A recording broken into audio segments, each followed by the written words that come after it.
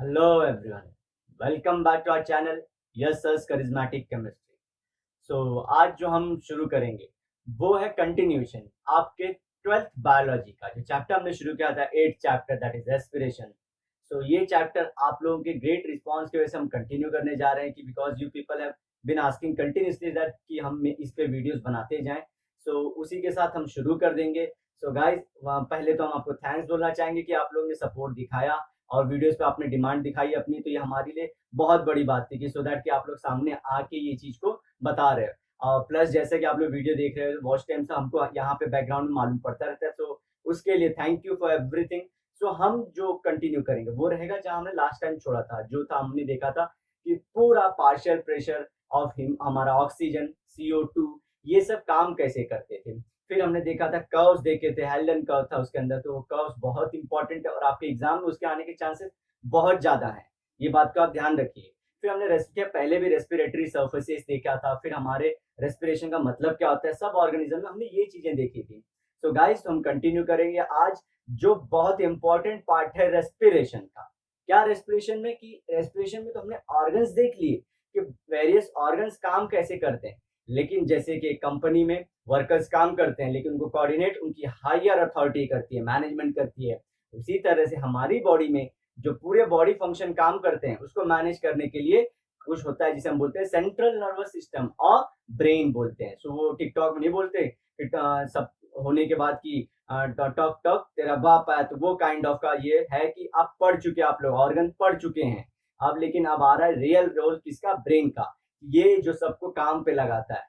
Generally सब जो officers होते हैं या कोई भी रहता है वो जॉब गिविंग एक्सपर्ट्स होते हैं कि किसी से काम कैसे करना, चाहे सक्सेसफुल बिजनेसमैन को लो या किसी को भी देखो, तो वो सक्सेसफुली जॉब क्रिएट करना और किसी को जॉब पे लगाना जानते हैं। तो इसी तरह से ब्रेन है, तो हम देखेंगे कि हमारे ब्रेन का क्या फंक्शन है और इसी को हम लोग पढ़ते हैं अंडर द टॉपिक कि regulation of breathing by the central nervous system of brain. So start करते हैं टॉपिक को। इसमें जनरली आपको नंबर दिया गया कि ब्रीदिंग जो होती है,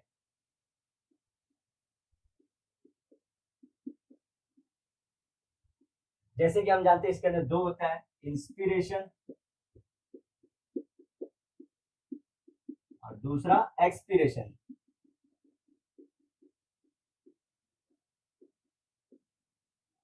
इंस्पिरेशन में गैसेस हम इनहेल करते हैं और एक्सपिरेशन में गैसेस बाहर निकालते हैं बॉडी के।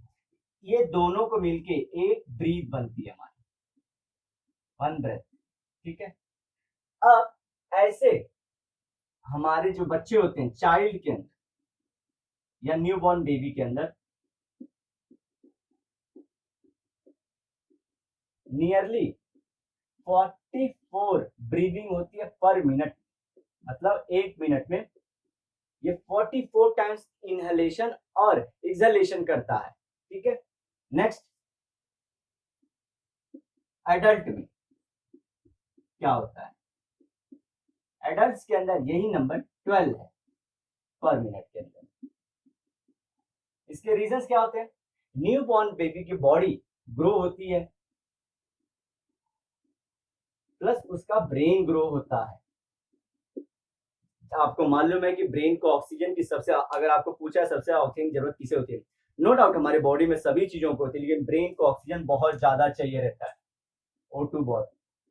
तो इसलिए जैसे देखे रहेंगे कि हमारे जनरली बहुत सारे डिजीज में जब हम वेंटिलेटर पे डालते थे ये O2 देते हैं, so that they consume good amount of oxygen ताकि ब्रेन चलता रहे। तो न्यू बॉर्न बेबी के अंदर आपको मालूम उसकी बॉडी भी ग्रो हो रही है और उसका ब्रेन भी ग्रो हो रहा है। वहीं पे एडल्ट में जितने चांसेस थे ब्रेन होने, आपको मालूम पर्टिकुलर 5 और 6 की एज तक ही ब्रेन का साइज ग्रो होता है। उसके बाद उसकी जो हम लोग बोलते हैं ना कि पावर बढ़ती जाती है, जनरल से इसमें बोले तो उसकी थिंकिंग पावर बढ़ती जाती है, लेकिन साइज नहीं बढ़ता। तो इसलिए देखिए यहाँ पे 12 मिनट सिर्फ 12 ब्रीदिंग होती है पर मिनट के अंदर।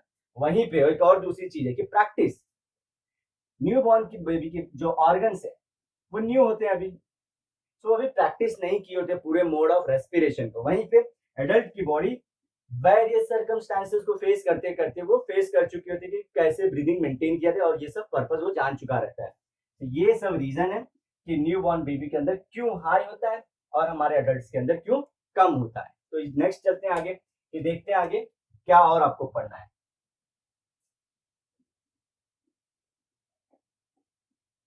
अब हम देखेंगे कि हमारा ब्रीदिंग, नॉर्मल डाउट और डिबेट हो सकता है कि ब्रीदिंग हमारी वॉलेंटरी एक्शन है और इनवॉलेंटरी एक्शन है। जो ब्रीदिंग है वॉलेंटरी हो सकती है या नॉन या इनवॉलेंटरी होगी।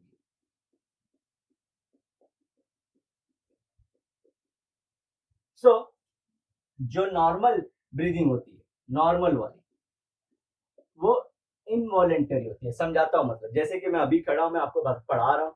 सो जो मेरी बॉडी ब्रीथ कर रही है वो इनवॉलेंटरी है, मेरे कंट्रोल में नहीं है। लेकिन वहीं पे आप योगा करें, एक्सरसाइज करें,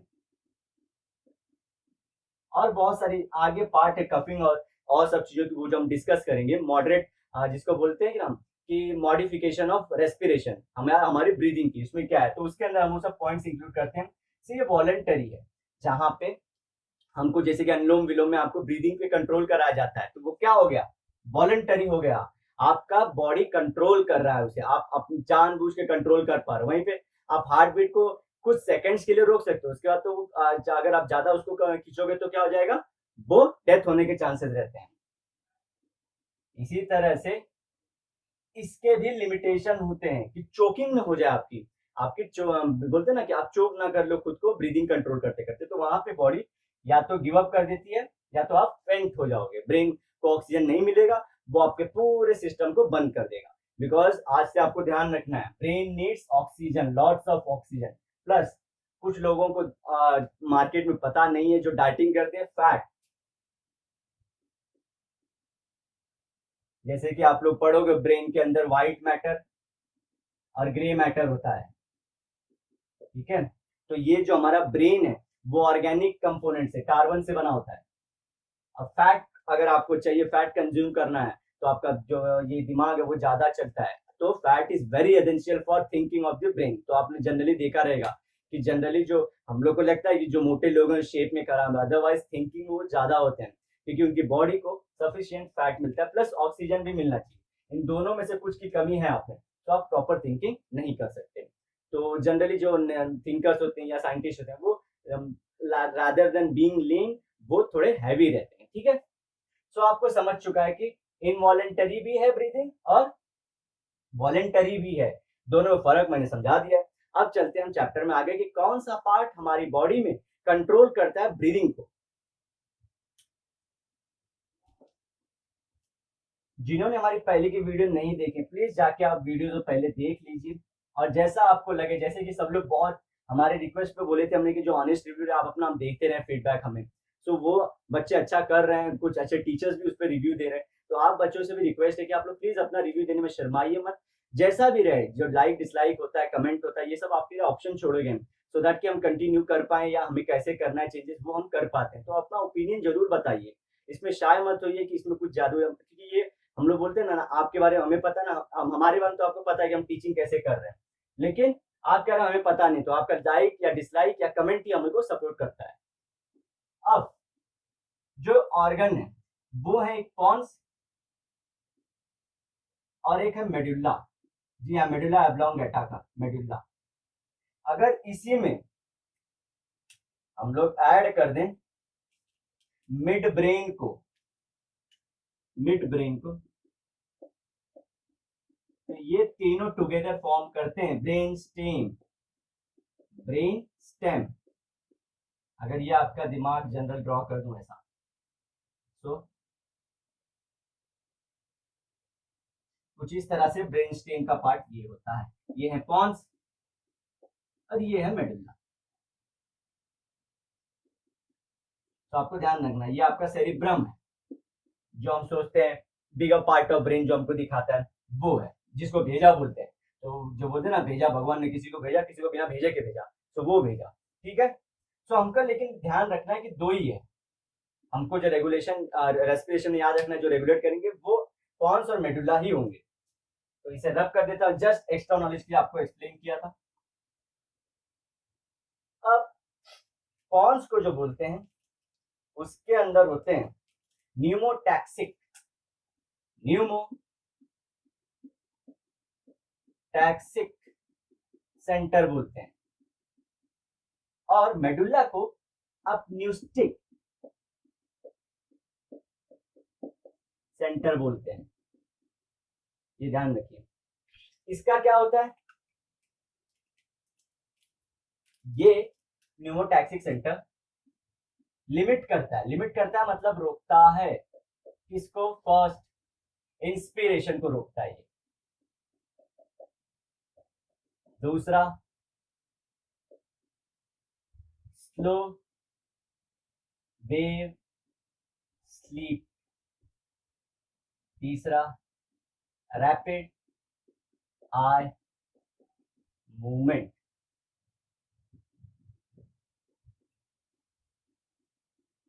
वहीं पे ये एपन्यूस्टिक सेंटर जो है ये क्या करता है, प्रमोट करता है इंस्पिरेशन को,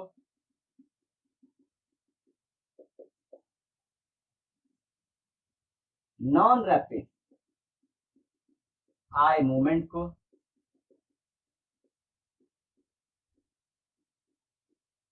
और थर्ड है आपका वेकफुलनेस को।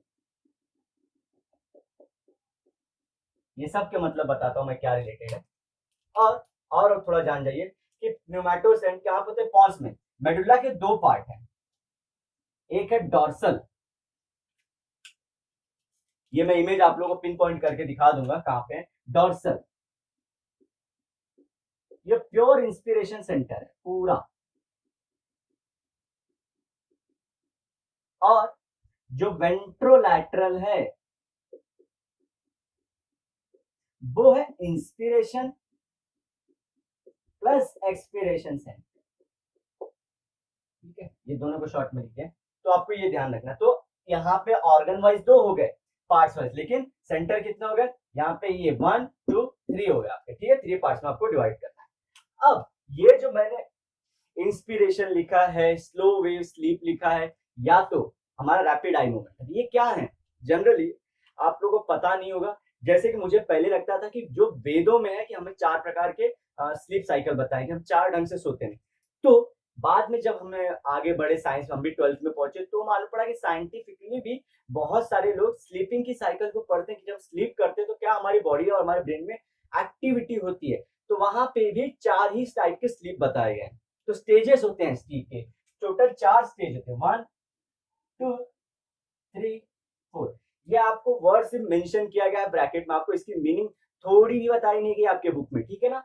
ये देखिए, ये जो फर्स्ट वाला है वो क्या होता है, जब मालूम है सोने के लिए बेड पे जा रहे हैं, तो उस टाइम पे आप जस्ट सोने को ट्राई कर रहे हो, जो नींद है वो कच्ची नींद है अभी। फिर सेकेंड वाला पार्ट आता है, थोड़ा डीप होते हैं, जो मोस्ट एफिशिएंट पार्ट है आपकी नींद का, वो है थर्ड। थर्ड पार्ट में आप डीप स्लीप में होते हैं। अब फोर्थ पार्ट है जो वेकफुलनेस का है, ये वेकफुलनेस है, आप उठने वाले हैं। अच्छा, तो ये 1 2 3 4 स्टेज ऐसे आपके सोते समय रात को 2 4 अगर 6 घंटा सोते हैं आप, तो ये 2 3 बार ये साइकिल रिपीट हो जाती है, ठीक है, आपको ये ध्यान रखना, ये साइकिल रिपीट हो जाती है। अब डिपेंड करता है कि ये फैक्टर्स कितना काम कर रहे हैं, जो हमारे ये अपनेस्टिक सेंटर और ये न्यूमोटैक्सिक सेंटर कितना काम कर रहे हैं, कि अगर वेकफुलनेस की स्टेज में पहुंच गए आप, जैसे कि आप उठने वाले हैं, तो अगर इनका मैं कोऑर्डिनेशन बताऊंगा कि कौन सा हैवी होगा तो आप उठ जाओगे, और नहीं रहा तो आप नहीं उठोगे। अगर हमारा ये वाला अपनेस्टिक सेंटर बहुत हाई होगा तो आप उठ के एक बार उठ जाओगे नींद में, कोई कोई रात को नींद उठती है, या तो वो टॉयलेट में जाते हैं या पानी पीते हैं या उठ के फिर सो जाते हैं, तो सेकेंड साइकिल फिर शुरू करते हैं, या किसी किसी में कंटिन्यू रहता है और रात को सोते नहीं है। तो इन सब का जो पूरा का पूरा रिलेशन है वो जाता है इन सेंटर से। अच्छा, और डीप स्लीप क्या होता है, डीप स्लीप वो होता है जो आपको नो ड्रीम्स। तो मैं आप लोग को बहुत इंपॉर्टेंट चीज बताने की कोशिश कर रहा हूँ, सो दैट जो स्टूडेंट होते हैं, स्टूडेंट लाइफ जो रहती है हमारे को, जैसे बोलते हैं ना, वो बहुत इंपॉर्टेंट रहती है, आपकी स्लीप साइकिल बहुत इंपॉर्टेंट होती है कि आप कितने घंटे सो रहे हैं। अगर नींद पूरी ना हो तो आपका अगला दिन भी खराब चला जाता है। तो जो बच्चे बहुत ज्यादा अच्छे से पढ़ाई करते हैं, दिन भर मेहनत करते हैं, वो ये वाले साइकिल में ज्यादा टाइम रहते हैं, डीप फेज में। तो नो ड्रीम्स मतलब क्या, आपको पूरा ब्लैकआउट रहेगा, आपको पता नहीं, आपको सपने ही नहीं आएंगे कि आपको है, क्योंकि सपना वाला स्टेज जो है वो वेकफुलनेस वाला है। ये आपका जो ड्रीम वाला सीन है, यहाँ पे ड्रीम आएंगे, आपको ध्यान से रखिए चौथे स्टेज में।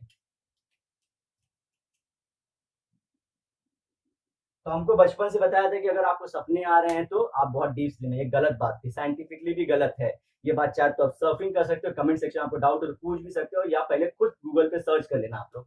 सो ये ड्रीम वाला स्टेज है। उसके पहले जो स्टेज, इसलिए हमको देखा ड्रीम याद भी रहता है, तो हम बताते हैं अरे यार सपने मैंने आज ये देखा, 4 बजे का सपना था ये। 4 बजे का मतलब क्या, गांव में लोग पहले 10 बजे या 9 बजे सो जाते थे, तो उनका जो लास्ट पार्ट ऑफ स्लीप रहता था वो 4 ही बजे खुलने वाला है, ठीक है ना। इसलिए उन्हें वो याद भी रह जाता था, या 4 बजे उनको सपने आते थे। 1-2 बजे सपने क्यों नहीं आते थे, क्योंकि वो जनरली थर्ड सेकंड या थर्ड स्टेज में रहते थे। सो आपको ध्यान रखना जिस दिन आपको ड्रीम ना है। और एक स्पेशल बात बताता हूं, जैसे कि आपको हर चीजों की सिम्टम्स कैसे मालूम पड़ेंगे। जब नो नो ड्रीम वाली कंडीशन आप में ज्यादा है, तो आपके 4 to 5 आवर्स में आपकी स्लीप कंप्लीट हो जाएगी। आपको 4 आवर्स या 5 आवर्स सफिशियंट रहेंगे एक हेल्दी नींद के लिए। और अगर जिसके अंदर बॉडी ऐसी रिस्पॉन्स नहीं कर रही, तो उनको 6 से 8 घंटा सोना पड़ता है, क्योंकि उनके अंदर ये 2 सेंटर, अभी इसके बारे में जाऊंगा आगे, पहले ये हम लोग पहले समझ लें। तो उनको 6 से लेके 8 घंटा, इसमें कोई बुराई नहीं है कि किसी को 8 घंटा सो रहा है, कोई 10 घंटा सो रहा है, वो उनकी बॉडी की डिमांड है, वो आपको फुलफिल करनी होती है। कुछ बच्चे 4 से 5 घंटा वो सोते, जैसे कि हमारे इंडिया में बहुत फेमस है, कौटिल्य सिर्फ 4 घंटा सोता था। तो वो क्यों था, क्योंकि शायद से उनकी जो डीप वाली फेस है, जहाँ पे नो ड्रीम वाला था, वो ज्यादा देर तक रहता था। ठीक है, आपको ये बात ध्यान रखना है। अब चलता हूं मैं, इनको जोड़ता हूं हमारे ऑर्गन्स को स्लीप साइकिल से। अब देखिए, जो न्यूमोटैक्सिक सेंटर, ये क्या करता है, इंस्पिरेशन को रोकता है। इंस्पिरेशन को रोकना मतलब क्या, मैंने क्या बोला था आपको, ब्रेन को काम करने के लिए ऑक्सीजन बहुत चाहिए रहता है, लेकिन जब हम सोते हैं तो हमको ज्यादा एक्टिविटी करनी नहीं होती है। तो उस टाइम पे हमको एक्टिविटी नहीं करनी, तो हमारे ब्रेन को भी ज्यादा काम नहीं करना है। तो ब्रेन को ज्यादा काम नहीं करना, तो उसे ज्यादा ऑक्सीजन की जरूरत नहीं है। तो उसकी वजह से क्या होगा, ऑक्सीजन नहीं चाहिए, तो मतलब इंस्पिरेशन कम होना चाहिए, और इंस्पिरेशन कम होगा तो हमारे बॉडी के जो फंक्शन होंगे, वो जो ऑर्गन हमारा जो ब्रीथ करेंगे वो कम होगा। मतलब क्या, आपको डीप स्लीप के लिए न्यूमोटैक्सिक सेंटर का एक्टिवेट करना बहुत जरूरी है, ये वाला पार्ट, ठीक है। इसलिए ये देखेंगे, ये हमको फोर्थ फोर्स में लेके जाएगा यहाँ पे, और यहाँ पे रखा रहता है, लेकिन ये हमें किसकी तरफ जाता है, स्लो वेव स्लीप की तरफ।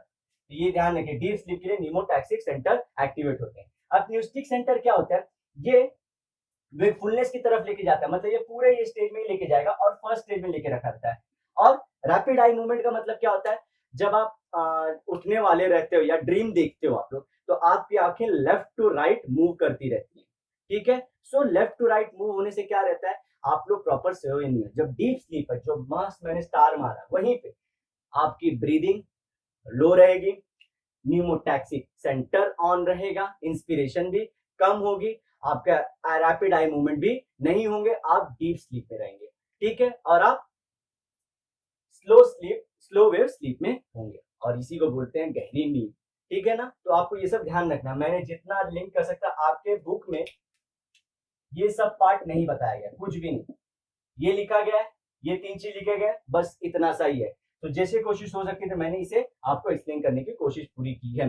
पहले के जो सिलेबस थे उसमें इतना डीप नहीं बताया गया था, और ये लेटेस्ट थियरी है सब, ठीक है, ये सब लेटेस्ट थियरी है। वर्ड्स के जंबल अप हो सकते हैं, क्योंकि इसमें जो अपने अपन्यूस्टिक सेंटर है, यहाँ पे आपको ध्यान रखना है कि रैपिड आई मूवमेंट हमको कहाँ कहाँ पे मिलने वाली है, और इंस्पिरेशन इसमें अप रहता है, तो इसे ब्रीदिंग ज्यादा करता है। ब्रीदिंग ज्यादा करने से ऑक्सीजन ज्यादा रहता है, ऑक्सीजन जाने से बॉडी की, हमारे जो ब्रेन की एक्टिविटी बढ़ जाती है, और ब्रेन की एक्टिविटी बढ़ने से वो जग जाता है, ठीक है। तो जगना नहीं है, अगर सोना है तो हमें न्यूमोटैक्सिक सेंटर को अपग्रेड करना होगा। तो ये सब पार्ट हमारा हो गया। अब आपको बताता हूँ कि स्टिमुलेशन और रिफ्लेक्सेस कैसे काम करते हैं, जो हेरिंग ब्रीवर रिफ्लेक्स की तरफ जाएंगे हम। अगर आपको ये पार्ट सही में समझ में आया और आपने सर्फिंग भी की, तो प्लीज कमेंट करके बताना, ठीक है, सो दैट कि हम भी जान पाए, और ज्यादा हम अच्छा कंटेंट आपके लिए आगे लेके आए।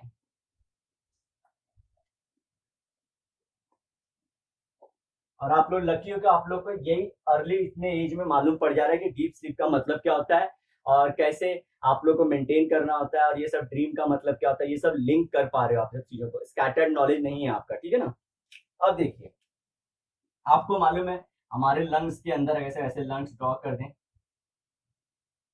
सो इनके ऊपर जो हमारे रिब्स होते हैं, ऐसे रिब्स होते हैं,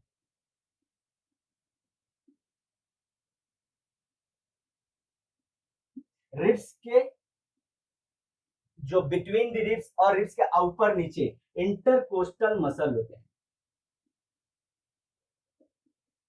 मसल, ये ध्यान रखिए। और इनर होता है, आउटर होता है और मिडिल होता है, इनर इंटरकोस्टल मसल, ये ध्यान रखना है। अब क्या हुआ, और यहाँ पे एक हार्ट ध्यान रखिए आपका, 4 चेम्बर हार्ट होते हैं हमारा, और यहाँ पे ब्रेन का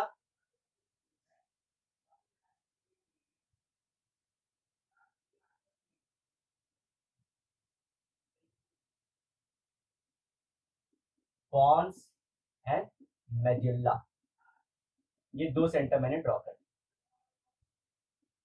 पॉन्स किसके काम में थे, फिर से लिख देता हूं, न्यूमोटैक्सिक थे,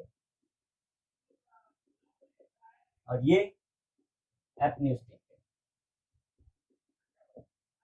अब देखिए कैसे कैसे पूरे रिफ्लेक्सेस स्ट्रांग होते हैं, अब देखिए कैसे कैसे काम करते हैं, कौन सा स्टिमुलेशन था, कौन सा इनविटेशन होता है। अभी आपने सोचे कि ब्रीदिंग स्टार्ट की, इंस्पिरेशन शुरू किया, इंस्पिरेशन शुरू करने से आपकी क्या होते हैं, लंग्स जो होते हैं इंटरकोस्टल मसल स्ट्रेच होना शुरू होते हैं, वो बाहर की तरफ जाते हैं, और ब्रीदिंग में आप इनहेल करते हो तो डायफ्राम आपका, ये डायफ्राम रहता है, ये नीचे की तरफ जाता है। ये मैंने बहुत अच्छा ट्रिक है कि जो याद करने तरीका, अगर बॉडी में एयर अंदर आ रही है तो डायफ्राम भी उसी तरह से नीचे ही जाता है, तो ताकि डायफ्राम नीचे जाए, हवा इधर, और इंटरकोस्टल मसल ऊपर उठता है, 3D स्ट्रक्चर है, ठीक है। सो क्या होता है, एयर अंदर आता है, तो क्या होगा, आपने एयर फिलअप कर लिया तो रिब क्या होता है, टाइट हो जाएगा, आपको इमेजिन हो पा रहा हो कि पूरी जो हमारी लंग्स है फूल जाती है, तो फूलने से क्या होता है, इंटरकोस्टल जो मसल है जो रिब्स के बीच में, वो भी स्ट्रेच होते हैं, तो वो स्ट्रेच होके होके एक लिमिट पे पहुंच जाते हैं कि जिससे ज्यादा वो लोग ले नहीं सकते। तो उसके बाद क्या होगा, अब आता है रोल स्ट्रेच रिसेप्टर्स का। इन इंटरकोस्टल मसल के बीच में होते हैं स्ट्रेच रिसेप्टर्स, रिसेप्टर्स, ये कब एक्टिवेट होंगे, जब इंस्पिरेशन अपने पीक पे पहुंच चुका है। अब क्या बोलते हैं, जैसे कि हमारा राजू बोलते हैं बच्चे की जान लोगे क्या, तो अब ये क्या बोलते हैं, अरे फूक के इतना ज्यादा मत फूलो कि भाई ब्लास्ट होती है। ये क्या करता है, ये जाता है एक्सपीरेशन सेंटर की तरफ, हमारा वेंट्रोलैटरल वाला पार्ट, जैसे कि आप लोगों को याद होगा एक डॉर्सल पार्ट था और एक वेंट्रोलैटरल पार्ट है हमारा, तो वेंट्रोलैटरल पार्ट की तरफ एक्सपीरेशन जाता है, बोलता है अरे भाई देखो ये तो फूटते जा रहा है, तो इसको रोको। एक्सपीरेशन सेंटर पुलिस जैसा समझे कि ये गुंडा है, हवा गुंडा है कि अंदर आ चुका है। अब वो एक्सपीरेशन सेंटर जब पुलिस जाता है क्या करता है, पहले वो इंस्पिरेशन सेंटर को बंद करता है, हमारे मेडुला के जो डॉर्सल पार्ट है उसको बंद करवाता है, इंस्पिरेशन सेंटर्स को।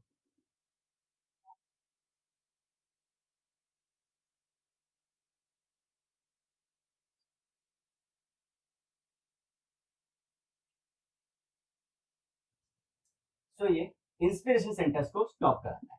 अब क्या हुआ, इंस्पिरेशन सेंटर्स हमारे स्टॉप हो गए, सो ये जो डॉर्सल पार्ट था वो स्टिमुलस भेजता था, स्टिमुलेंट भेजता था, वो भी रिलीज होना बंद हो जाता है, और वो जैसे ही इंस्पिरेशन का इंस्टिंक्ट खत्म हुआ, एक्सपिरेशन स्टार्ट हो जाता है।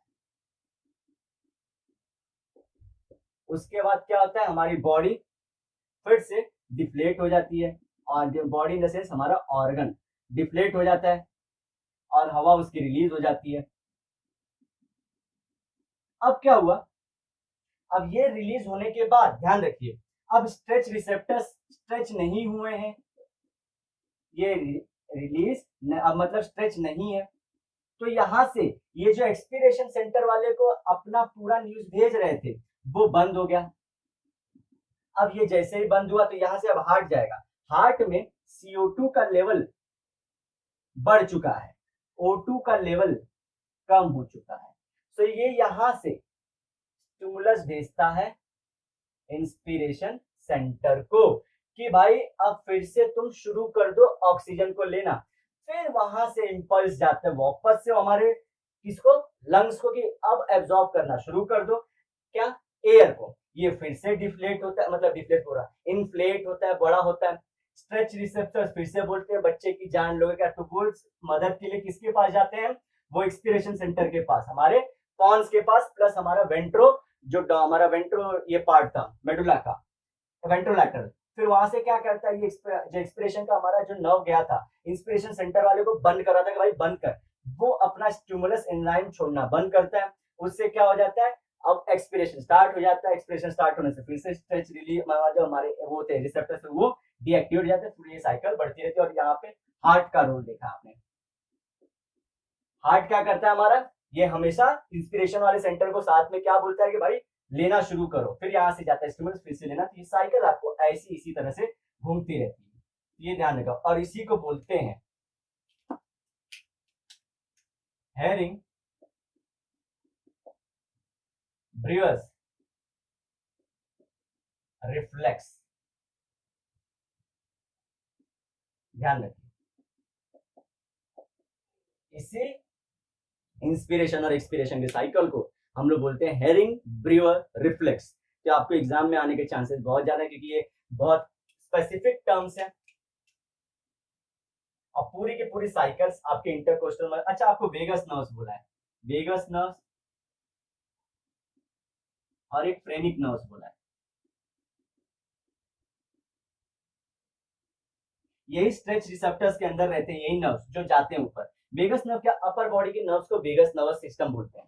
और फ्रेनिक मतलब क्या, डायफ्राम के, डायफ्राम के नर्व्स को हम लोग क्या बोलते हैं, फ्रेनिक नर्व्स। तो ये हमारे को मालूम है कि स्टिमुलस कब होता है, इनहिबिटर्स कैसे आता है, किसको वो लोग अप्रोच करते हैं, वो क्या बंद कराता है, वो इंस्पिरेशन सेंटर के कैसे करते हैं, फिर क्या किसका रोल आता है, हार्ट का रोल क्या है, स्ट्रेच रिसेप्टर्स कैसे रिलैक्स हो जाते हैं, फिर कैसे। तो ये पूरी साइकिल आप लोग को याद रखनी है, आपके बुक में भी अच्छी तरह से दिया है, लेकिन जो क्रॉस हमारी जो साइकिल है वो एक्सप्लेन की नहीं गई है आप लोग को, तो यहाँ से आप लोग समझ सकते हैं। ठीक है, अब ये पार्ट हमारा खत्म हो जाता है। अब नेक्स्ट पार्ट कुछ और आता है कि जैसे मैंने स्टार्टिंग में आपको बताया था कि हमारी जो बहुत सारी है वो तो कंट्रोल में नहीं है, इनवॉलेंटरी है ब्रीदिंग, लेकिन कॉर्टेक्स में आपके जो कॉर्टेक्स है यहाँ पे आप ब्रीदिंग को कंट्रोल कर सकते हो। आप ब्रीदिंग के पूरे लंग की ये स्ट्रेचिंग और ये सब के ऊपर कंट्रोल कर सकते हो। लेकिन क्या होता है, हम चोक ना करें इसके लिए कौन से रिसेप्टर्स एक्टिवेट रहते हैं, हमेशा ये वाला हार्ट का हमारा CO2 O2 जाके हमेशा इंस्पिरेशन सेंटर को बोलते हैं कि लेना शुरू करो, ताकि हम चोकिंग से बच पाते हैं। तो ये काम है यहाँ पे कॉर्टेक्स, क्योंकि कॉर्टेक्स क्या होता है, ये ब्रेन का पार्ट है। जैसे कि आपने टेम्पोरल पैराइटल ऐसे लोब पढ़े रहेंगे, वहां पे हमको कॉर्टेक्स मिलते हैं, 4 पार्ट में है। ये आप लोग सेंट्रल नर्वस सिस्टम में ऑलरेडी पढ़ोगे कि ब्रेन कैसे हमारा 4 पार्ट में डिवाइड है। तो कॉर्टेक्स वाला पार्ट, तो ये ब्रेन वाला पार्ट जिसको एक्चुअल बोलते हैं। ब्रेन स्टेम अलग चीज है, ठीक है। फिर आपका सेरिबेलम आता है, यहाँ पे कॉर्पस कैलोजम आएगा, वो बहुत इंटरेस्टिंग पार्ट है जानने के लिए। यहाँ पे कॉर्पस कैलोजम लाइक स्ट्रक्चर होता है, कैसे हमारे नर्व, जो हमारा right part of brain left side of हमारे बॉडी कंट्रोल करता है, लेफ्ट साइड ऑफ हमारा नर्व जाते हैं, क्रॉस होते हैं, वो क्रॉसिंग कहाँ होती है, ऐसे क्रॉसिंग होती है, तो वो कहाँ पे थी, ये सब नर्वस सिस्टम के अंदर आप लोग पढ़ोगे। लेकिन आप लोगों को सबका रोल समझ चुका है कि वॉलेंटरी कैसे होता है, इनवॉलेंटरी कैसे, क्योंकि हमने ये स्ट्रेच रिसेप्टर्स को कंट्रोल कर रहे हैं। हमारे वेगस नर्व जो हमारे अपर बॉडी, लंग्स, हमारे इंटेस्टिनल, ये जो सब लिवर के पार्ट, ये अपर बॉडी के नर्व्स होते हैं, ये कैसे एक्टिवेट होते हैं, कैसे स्टिमुलस भेजते हैं कि एक्सपिरेशन सेंटर को कि तुम एक्टिवेट हो जाओ, और वो क्या करता है इंटर्न इंस्पिरेशन सेंटर को कैसे वो कम करवाते हैं उनके स्टिमुलस को। तो देखिए यहाँ पे ये सब आप लोग को स्टोरी अच्छे से आनी चाहिए। अब आता है एक लास्ट पार्ट जो हमारा है कि मॉडिफाइड हमारा ब्रीदिंग कैसे काम करता है। मॉडिफाइड कुछ नहीं है, जनरली आपके बॉडी के अंदर जैसे कि आप इमोशन को एक्सप्रेस करते हो, तो हम लोग जैसे पहचान जाते हैं कि अगर कोई बोलते हैं ना कि लव में है या फिर गुस्से में है, या कोई अकेला रो रहा भी है तो, या हंस भी रहा है तो, उस टाइम पे हमारा ब्रीदिंग पैटर्न चेंज होता है। सो मॉडिफाइड जो हमारा रेस्पिरेटरी रिस्पॉन्स है वो 2 कंडीशन में काम करता है, ये ध्यान रखना आप लोग को। एक है इमोशन को एक्सप्रेस करने के लिए, और दूसरा है to clear out the air passage, to clear out air passage. मतलब क्या समझिए, आपके कब आपके यहाँ पे जो बोलते हैं ना कि जो म्यूकस है आपके लंग्स में भर चुका है, तो आप क्या करते हो, खांसी करके जो आप क्या करते हो उसको बाहर निकालते हो आपके म्यूकस को, जिसे हम बलगम बोलते हैं, सो दैट कि हमको एयर मिलती रहे। ब्रोंकाइटिस जिसको बोलते हैं ना, कि जिसको दमा हम लोग बोलते हैं, अस्थमा के पेशेंट होते हैं, उनमें क्या रहता है, उनकी जो ब्रोंकाइज है वो चोक हो चुकी रहती है म्यूकस से, तो वो ब्रीथ करने में दिक्कत होती है। तो वो क्या करते हैं, वो जो स्प्रे मारते हैं, वो उनके जो, और आप लोग को अस्थमा के बारे में जैसे मैं नेक्स्ट चैप्टर बोल रहा हूँ, next part of the video में वही एक्सप्लेन करेंगे कि definite all type of respiration के जो डिजीज है वो होते क्या है, तो वो हम वहां पे एक्सप्लेन करेंगे आपको। अच्छा बच्चों, एक और बात आप लोगों को बताना था हमें कि देखिए क्या होता है कि ये चैप्टर्स आपको अभी लग सकते हैं कि जो साइंस स्ट्रीम में की जरूरत नहीं है, लेकिन आज जो इंडिया में जो नॉन कम्युनिकेबल डिजीज, जैसे कि हमारे ऑर्गन रिलेटेड डिजीज, ब्रेन हुआ, हमारे हार्ट डिजीज हुए, हमारा लंग्स का डिजीज, हमारे पैंक्रियाटिक कैंसर, जैसे कि आपने बहुत सेलिब्रिटीज के ऊपर भी देखा है कि ये सब बहुत सारे जो हमारे नॉन कम्युनिकेबल, नॉन कम्युनिकेबल क्या होता है, मतलब जैसे कि वायरल फेयर कम्युनिकेबल होता है, जो एयर के थ्रू फैलता है, that is communicable. Non communicable क्या है, जो कम्युनिकेट नहीं था मेरे पास ही रहेगा। सो वैसे डिजीज बढ़ रहे हैं। तो हम लोग लाइफ में कहीं ना कहीं किसी भी रिलेशन में हम लोग, जैसे कि मॉम डैड या कहीं और रिलेशन, जरूर देख रहे हैं कि someone is suffering from organ disorder.